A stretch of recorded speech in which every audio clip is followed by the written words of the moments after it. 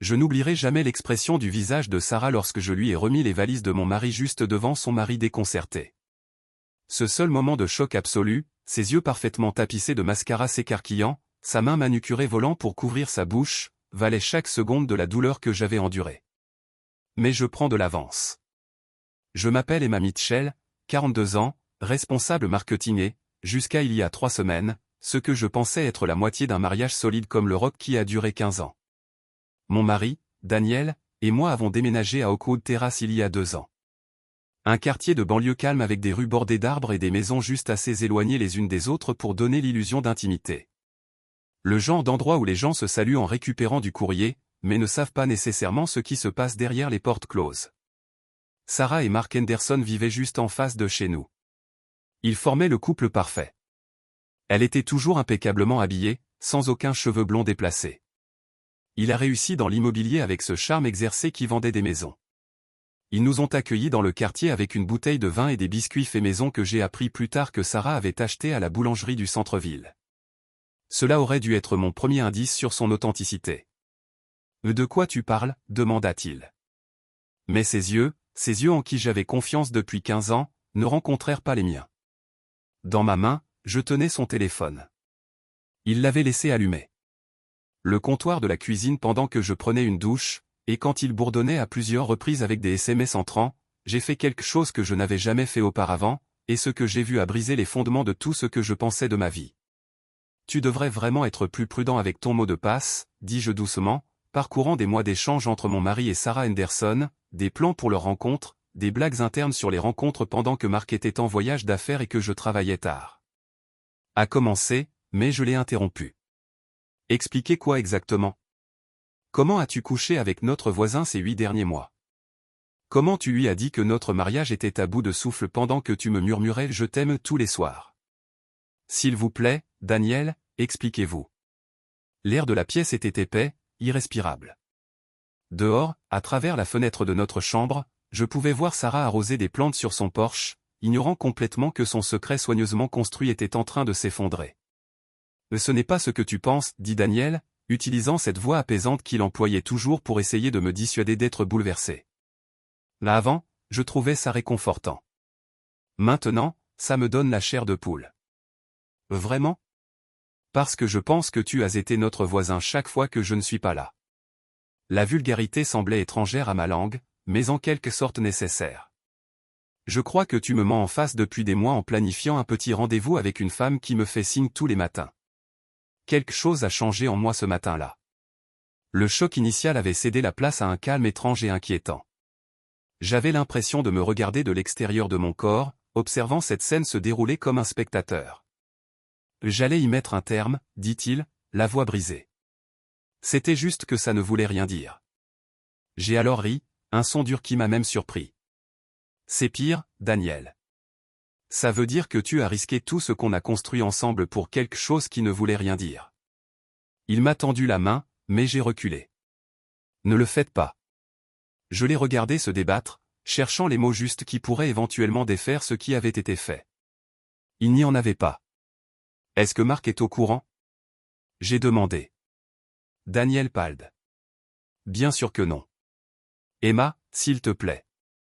Parlons juste de ça. Juste nous. Nous pouvons surmonter cela. J'ai regardé l'étranger qui se tenait devant moi. L'homme qui m'avait tenu la main lors des funérailles de mon père. L'homme qui avait déjà conduit 12 heures d'affilée lorsque je me suis retrouvé bloqué lors d'un voyage d'affaires.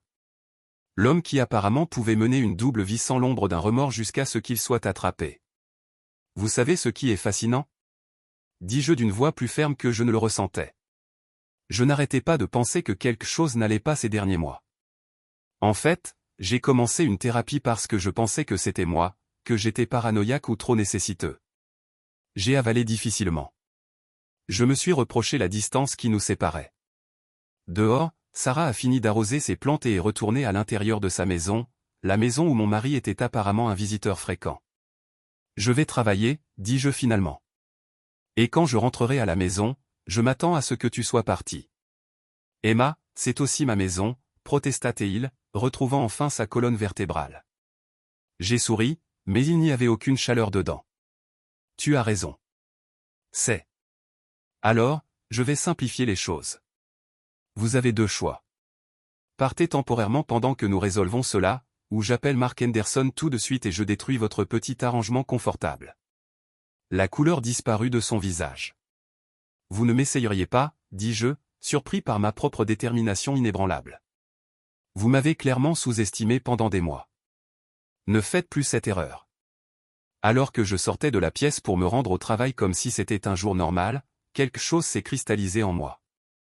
Cela ne se terminerait pas par le simple déménagement de Daniel. Ce serait trop facile, trop propre. Non, cette trahison, cette humiliation sous mon nez méritait quelque chose de bien plus approprié. Je n'allais pas simplement mettre fin à mon mariage.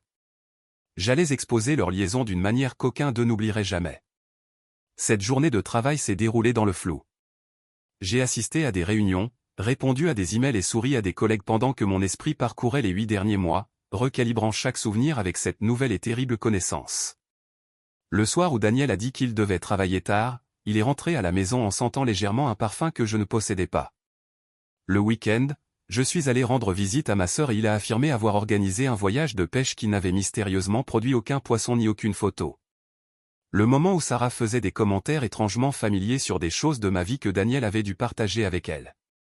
Tous les signes étaient là, agités comme des drapeaux rouges lors d'un ouragan. Mais je lui faisais tellement confiance que j'avais rationalisé chacun d'entre eux. Quand je suis rentré à la maison ce soir-là, Daniel était assis à la table de notre cuisine, le visage cendré. J'ai annulé mon dîner réunion, a-t-il dit comme si cela montrait un grand engagement. Nous devons en parler. Je posai soigneusement mon sac à main. C'est ce que tu as dit à Sarah? Que vous avez dû annuler vos projets parce que votre femme l'a découvert? Il tressaillit. Je ne lui ai pas parlé. Menteur, dis-je calmement en sortant mon téléphone. J'avais installé une application de surveillance des appels pendant ma pause déjeuner. Quelque chose que je n'aurais jamais pensé faire, mais des moments désespérés et tout ça. Vous l'avez appelé au 217 cet après-midi. Vous avez parlé pendant 6 minutes et 23 secondes. Le choc sur son visage était presque satisfaisant. Comment avez-vous fait? Je l'ai interrompu. Ce qui compte c'est que tu me mens encore, même maintenant. Je me suis assis en face de lui. J'ai une question et je veux la vérité. Pourquoi elle? Entre tous, pourquoi notre prochain? Les yeux de Daniel fixés sur la table. Ce n'était pas prévu. C'est juste arrivé. Les choses n'arrivent pas par hasard, Daniel. Vous avez fait des choix. Chaque fois qu'elle était là, il disait doucement. Quand tu travaillais tard, quand tu étais stressé par ta promotion, elle était juste là. La cruauté désinvolte de ces mots m'a frappé comme un coup physique. J'avais travaillé tard pour bâtir une carrière qui nous soutenait tous les deux. Le stress de ma promotion était en partie dû au fait que je voulais contribuer davantage à notre avenir. Alors, c'est ma faute? Ai-je demandé, ma voix dangereusement basse. Parce que je construisais une carrière pendant que tu étais quoi? Vous vous sentez négligé? Ce n'est pas ce que je voulais dire. Il a fait marche arrière. J'essaie d'expliquer, pas d'excuser. Je me levai brusquement. Emballez vos affaires. Je me fiche de savoir où tu vas, mais tu ne restes pas ici ce soir. Emma, s'il te plaît. 15 ans. Ne jetez pas ça. Sa voix se brisa. J'ai commis une terrible erreur. Je ferai n'importe quoi pour résoudre ce problème. Pendant une fraction de seconde, j'ai hésité. 15 ans, c'était long. Nous avions construit une vie ensemble. Nous avions parlé d'enfants, même si cela ne s'était jamais produit. Nous avions une histoire, des familiers, des comptes bancaires communs. Démêler tout cela serait atroce. Mais ensuite je me suis souvenu des messages que j'avais lus, de la façon décontractée dont ils avaient discuté de leur rencontre, des émojis rieurs que Sarah avait envoyés lorsque Daniel lui avait dit que je travaillais encore tard. Saviez-vous, dis-je lentement, que j'ai refusé une promotion à Chicago l'année dernière parce que vous disiez que vous ne supportiez pas de quitter cette maison. Ce quartier. La prise de conscience s'est fait jour pendant que je parlais. Était-ce à cause d'elle?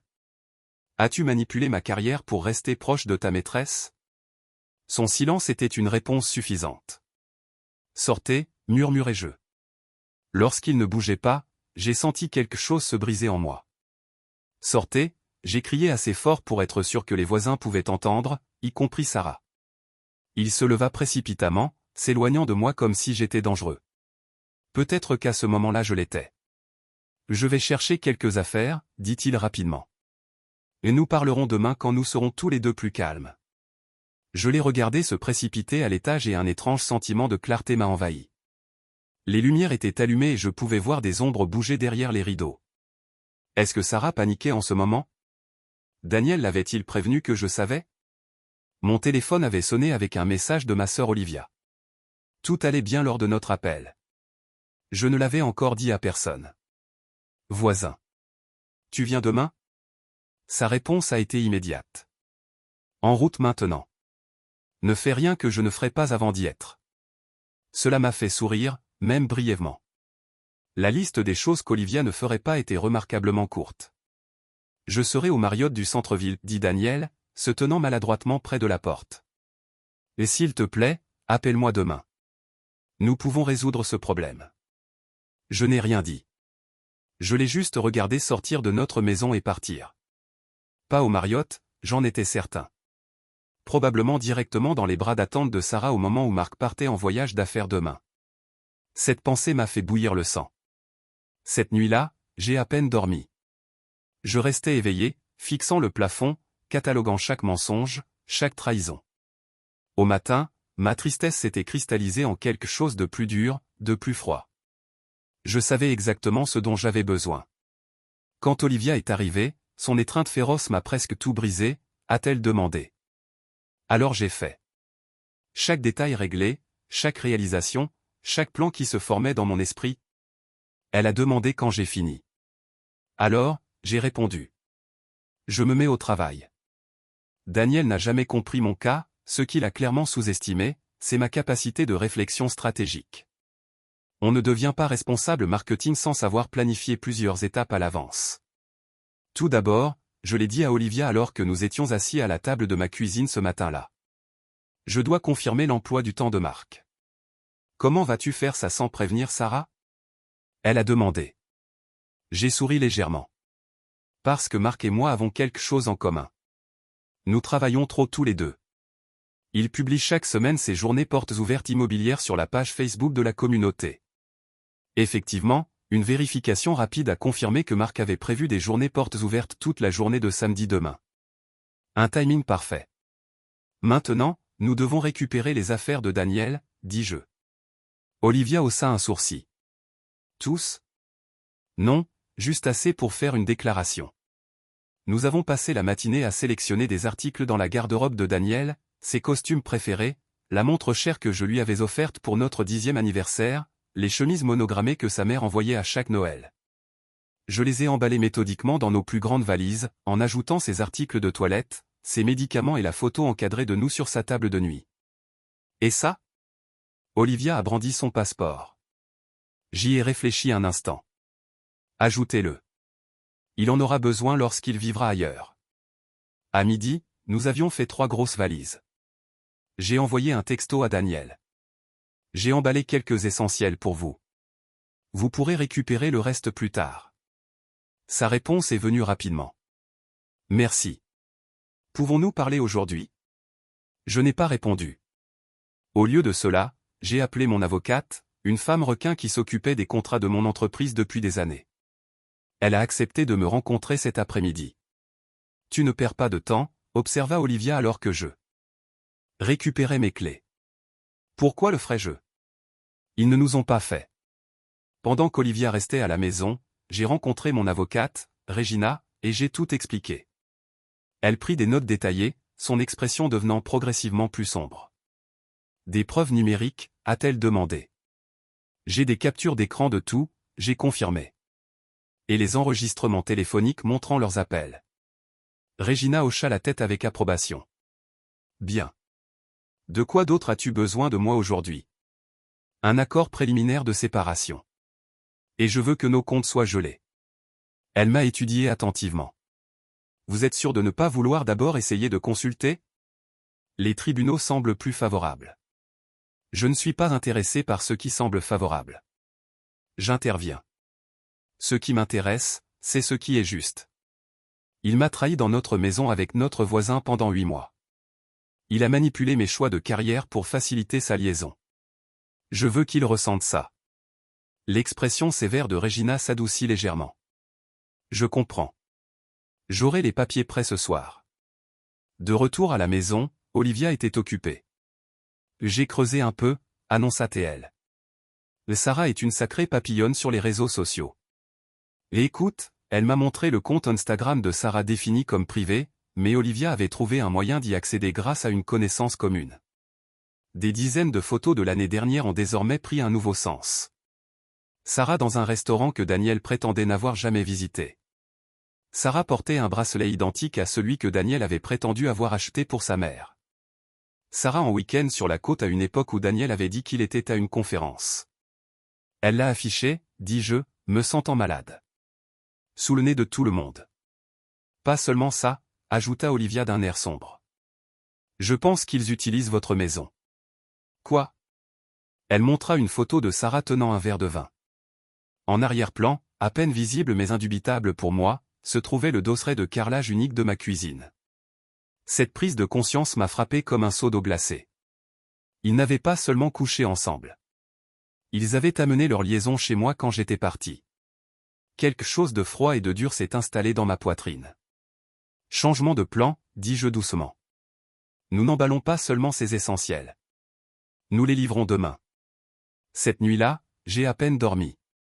Mais cette fois, ce n'était pas le chagrin qui m'empêchait de dormir. C'était de l'anticipation. Samedi matin, l'aube était claire et claire. Depuis la fenêtre de ma chambre, j'ai regardé Mark Henderson partir pour ses journées portes ouvertes, vêtu de ses plus beaux habits immobiliers. 1 heure plus tard, Daniel a de nouveau envoyé un texto. Pouvons-nous nous retrouver autour d'un café pour discuter? Je suis occupé aujourd'hui. Je vous ferai savoir quand je serai prêt à parler. Je pouvais presque ressentir sa frustration à travers le téléphone. Bien. Tu es sûr de ça? A demandé Olivia pendant que nous chargions les valises dans ma voiture. Absolument. Ce que Daniel ne savait pas non plus, c'est que pendant qu'il se promenait avec Sarah, je me faisais moi-même des amis dans le quartier, notamment Eleanor Winters, l'enseignante à la retraite qui vivait à côté des Henderson, et qui avait mentionné au cours d'une de nos promenades matinales que Sarah recevait fréquemment des visiteurs par courrier lorsque Mark était absent. C'est vraiment dommage, avait dit Eleanor. Mark est un homme tellement gentil. À l'époque, je n'y avais pas pensé. Maintenant, j'ai réalisé qu'Eleanor avait essayé de me dire quelque chose. J'avais envoyé un texto à Eleanor ce matin-là. Sarah est-elle seule à la maison aujourd'hui? Sa réponse est venue rapidement. Oui chérie. Mark est parti travailler. Elle est restée à la maison toute la matinée. Tout va bien? Tout est parfait. Est-ce que ça te dérangerait de m'envoyer un texto si elle part? Bien sûr. Olivia et moi avons attendu jusqu'à l'après-midi. Aucun SMS d'Elane ne signifiait que Sarah était toujours à la maison. Plus de textos de Daniel non plus. Il avait probablement abandonné pour la journée. Prêt? A demandé Olivia alors que nous nous arrêtions en face de la maison des Henderson. J'ai pris une profonde inspiration. Prêt, nous avons déchargé les valises et les avons roulées jusqu'à la porte d'entrée du Henderson. Mon cœur battait si fort que je pouvais l'entendre dans mes oreilles, mais mes mains étaient stables lorsque j'ai sonné à la porte. Le poids semblait éternel. Puis la porte s'ouvrit. Sarah Henderson se tenait là, son sourire parfait s'effaçant alors qu'elle me regardait, Olivia, et 3 grandes valises devant sa porte. Emma, dit-elle, la confusion évidente dans sa voix. Est-ce que tout va bien? J'ai souri, le genre de sourire qui n'atteint pas tes yeux. Tout est merveilleux, Sarah. J'ai apporté les affaires de Daniel. Comme il passe beaucoup de temps ici, j'ai pensé qu'il pourrait en avoir besoin. La couleur du visage de Sarah disparut si rapidement que je crus qu'elle pourrait s'évanouir. Sa bouche s'ouvrait et se fermait comme un poisson à la recherche d'eau. Je ne sais pas de quoi tu parles. Bégaya-t-elle, une main agrippant le cadre de la porte pour se soutenir. J'ai légèrement incliné la tête. Non, c'est étrange car d'après les SMS sur son téléphone, vous êtes assez intime depuis des mois maintenant. J'ai poussé la plus grande valise vers l'avant avec mon pied. Ses vêtements, ses articles de toilette. Oh, et celui-ci. J'ai tapoté le boîtier de taille moyenne. Est-ce que ces chemises monogrammées sur lesquelles vous l'avez complimenté? Ce que sa mère lui a donné. Ses yeux s'écarquillèrent à ce détail spécifique. Une confirmation si jamais j'en avais besoin. Emma, s'il te plaît, murmura-t-elle en jetant un coup d'œil frénétique par-dessus son épaule vers la maison. Ce n'est pas ce que vous pensez. Oh, qu'est-ce que j'en pense, Sarah? Que tu as couché avec mon mari dans mon lit quand je ne suis pas à la maison? Que tu as ri dans mon dos lors des barbecues du quartier? Que se passe-t-il ici? Une voix grave interrompit ma tirade. Mark Henderson est apparu derrière sa femme, nous regardant avec une inquiétude croissante. Il était censé assister à ces journées portes ouvertes. Le plan soigneusement élaboré dans ma tête a commencé à s'effondrer. Le visage de Sarah est passé du blanc au vert. Mark, tu rentres tôt. Journée portes ouvertes annulée. Les vendeurs avaient une urgence familiale. Ses yeux tombèrent sur les valises, puis revient sur moi. Emma, de quoi s'agit-il? Pendant une fraction de seconde, j'ai hésité. Ce n'était pas comme ça que je l'avais prévu. Mark était censé être parti et Sarah était censée être seule face aux preuves de sa trahison. Mais quelque chose dans l'expression confuse de Mark, la même perplexité confiante que j'avais ressentie quelques jours plus tôt, m'a volé ma détermination. Votre femme a une liaison avec mon mari depuis 8 mois, dis-je clairement. Je l'ai découvert jeudi. J'ai amené ses affaires ici car c'est là qu'il semble passer la plupart de son temps quand tu travailles. Le silence qui suivit fut assourdissant. L'expression de Mark est passée de la confusion à l'incrédulité puis à quelque chose de plus sombre alors qu'il traitait mes mots. C'est ridicule. Sarah finit par bafouiller. Mark, elle souffre clairement d'une sorte de dépression. Laisse-t-elle? Mark l'interrompit, sa voix dangereusement basse. Il s'est tourné vers moi. Vous en avez la preuve? J'ai sorti mon téléphone, ouvert les captures d'écran que j'avais prises et le lui ai tendu sans un mot. Sarah se précipita vers elle, mais Olivia s'interposa doucement entre eux. Ne le fais pas, m'a prévenu ma sœur. Mark faisait défiler les messages, son visage se durcissant à chaque coup, les textes explicites, la planification, les blagues intérieures à nos deux dépens.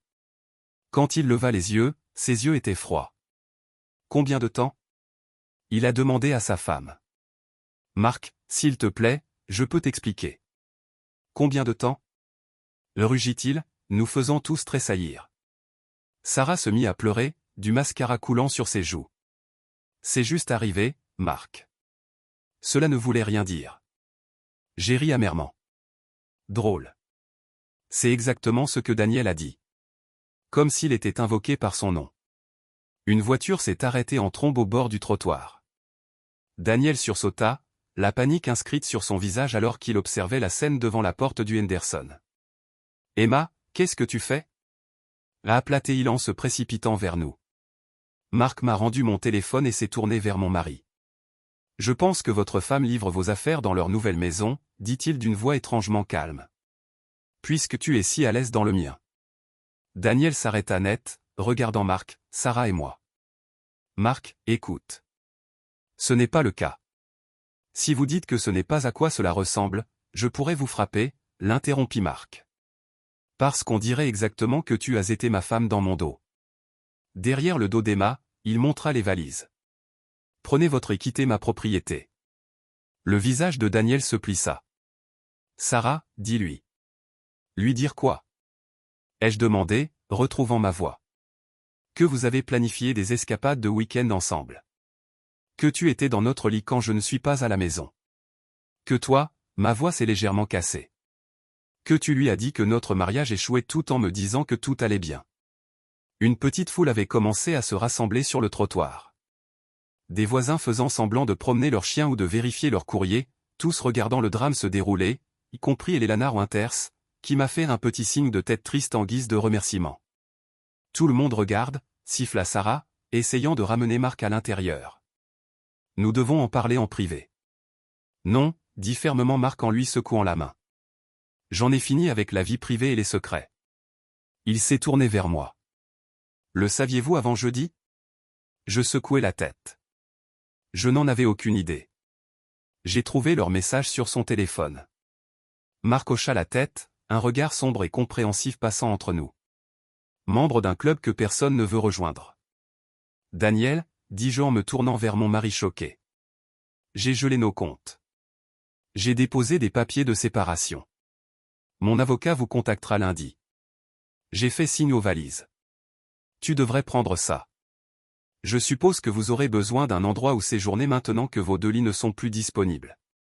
Daniel m'a regardé comme s'il ne m'avait jamais vu auparavant. Peut-être que non. Pas vraiment. Pas cette version de moi qui refusait d'être une victime silencieuse et accommodante. Tu ne peux pas faire ça, dit-il faiblement. Je l'ai déjà fait. Marc s'avança, ramassa la plus grande valise et l'enfonça violemment dans la poitrine de Daniel. Prends tes affaires et pars maintenant. Le quartier a regardé dans un silence stupéfait Daniel charger ses valises dans sa voiture. Sarah s'était retirée à l'intérieur de la maison, sanglotant à haute voix. Alors que Daniel s'éloignait, Marc s'est tourné vers moi. Je suis désolé, dit-il simplement. Moi aussi. Un café un jour? Il a demandé, me surprenant. Je pense que nous pourrions avoir beaucoup de choses à dire. Malgré tout, je me suis retrouvé à hocher la tête. J'aimerais ça. Alors qu'Olivia et moi retournions à ma voiture, le poids qui m'écrasait la poitrine depuis jeudi semblait plus léger. Pas disparu. La douleur persisterait longtemps, mais se transformerait en quelque chose que je pourrais porter. Ça va, a demandé Olivia en me serrant la main. J'ai regardé vers la maison des Henderson où Marc se tenait seul. Sur le porche, l'air aussi choqué que je l'avais ressenti quelques jours plus tôt. Mais je pense que je le serai. Les saisons ont changé. Les blessures ont commencé à guérir plus rapidement que prévu. Daniel n'a pas vraiment pu le combattre avec les preuves accumulées contre lui. Il a gardé sa culpabilité. J'ai entendu dire qu'ils se sont séparés aussi, même si Marc est resté en ville tandis que Sarah est retournée chez ses parents dans le Michigan. Les ragots du quartier ont fini par trouver de nouvelles cibles, même si Elena Winters m'apporte encore des cookies de temps en temps, me disant à quel point elle est fière de mon Moxie. Daniel a essayé de me contacter à plusieurs reprises au cours de ces premiers mois. Des textes d'excuses, des courriels expliquant comment il s'était retrouvé grâce à la thérapie. Une fois des fleurs livrées à mon bureau avec une carte demandant du café, juste pour parler. J'ai fait don des fleurs à une maison de retraite voisine et je n'ai jamais répondu à aucune de ces sollicitations. Certaines blessures n'ont pas besoin d'être refermées. Certaines trahisons ne méritent pas le pardon. Ce qui m'a le plus surpris, c'est mon amitié avec Marc. Qui proposait du café se transformait en promenades hebdomadaires, puis en dîners occasionnels. 2 personnes brisées trouvant du réconfort auprès d'une seule personne qui comprenait vraiment leur douleur spécifique. Pensez-vous qu'ils en valaient la peine? Marc a demandé un soir alors que nous étions assis sur mon porche arrière et regardions les lucioles danser au crépuscule de l'été. Les uns pour les autres, je veux dire, est-ce que ça valait la peine de perdre tout ça? J'ai réfléchi à la question avec attention. Je ne pense pas que ce soit une question de valeur, ai-je finalement répondu. C'était une question de commodité, d'opportunité, d'égoïsme. Il hocha lentement la tête. Je n'arrête pas de me demander si j'ai manqué des signes, si j'aurais dû le savoir. Moi aussi, je l'ai admis. Mais j'ai réalisé quelque chose. Leur choix ne reflétait pas ce qui nous manquait. Ils étaient le reflet d'eux. Ce qui leur manquait. Intégrité, courage, honneur. La main de Marc trouva la mienne dans l'obscurité grandissante. Un geste de compréhension, pas de romance. Pas encore. Nous étions tous les deux encore en train de guérir, d'apprendre à nouveau à faire confiance. Je vends un bien immobilier dans le Colorado le mois prochain, dit-il après un silence confortable. Un voyage d'1 semaine, de belles montagnes, de l'air pur. Tu devrais venir. Je me tournai pour le regarder surpris. En tant qu'ami, dit-il rapidement. Chambre séparée. Je pense simplement que nous pourrions tous les deux utiliser une certaine perspective, une certaine distance par rapport à cet endroit et à ses souvenirs. Je lui serrai doucement la main. J'aimerais ça. Plus tard dans la nuit, après que Marc soit rentré chez lui, je me suis retrouvé dans ma chambre, la chambre que j'avais autrefois partagée avec Daniel, et j'ai réalisé que j'avais passé une journée entière sans penser à mon ex-mari, sans ressentir ce coup de trahison, sans me demander ce que j'aurais pu faire différemment. Le progrès vient par petits instants. La guérison se produit dans des espaces calmes entre les battements de cœur. J'ai pris mon téléphone et envoyé un texto à Olivia. Je pense que je vais au Colorado le mois prochain. Sa réponse est venue immédiatement avec le voisin. Oui, en tant qu'ami pour l'instant. J'ai souri face à ses taquineries, puis je me suis dirigé vers la fenêtre qui donnait sur ce qui était autrefois la maison des Henderson. De nouveaux propriétaires avaient emménagé le mois dernier, un jeune couple avec un enfant en bas âge et un autre bébé en route. Je les avais accueillis avec du vin et des biscuits achetés en magasin, sans prétendre les préparer moi-même. La vérité, j'ai appris, est toujours plus simple que les mensonges. Je ne sais pas ce que l'avenir me réserve avec Marc, ni avec ma carrière, ni avec cette maison pleine de souvenirs compliqués, mais je le sais. J'ai survécu à la pire trahison que je puisse imaginer. Et j'en suis ressorti plus fort. Pas indemne, mais ininterrompu. Parfois, lorsque la vie vous brise le cœur, vous ne vous contentez pas d'y survivre. Vous l'utilisez pour construire quelque chose de nouveau, d'honnête, de réel. Et parfois, la plus grande vengeance ne réside pas dans le moment d'exposition, mais dans la dignité tranquille de reconstruire sa vie sans ceux qui ont tenté de la détruire. J'ai fermé les rideaux de mon ancienne vue et me suis tourné vers la suite.